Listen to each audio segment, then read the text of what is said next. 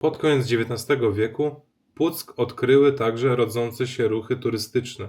Już około 1880 roku zaczęli tu przyjeżdżać pierwsi letnicy szukający wypoczynku nad morzem.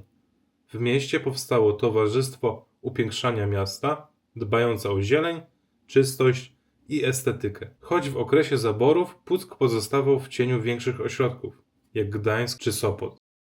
Położenie nad Zatoką Pucką od najdawniejszych czasów determinowało charakter miasta.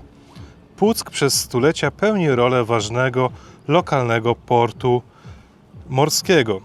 Już we wczesnym średniowieczu była to osada portowa w ponadregionalnym znaczeniu handlowym. Dogodne, osłonięte wody zatoki sprzyjały rozwojowi rybołówstwa i żeglugi przybrzeżnej.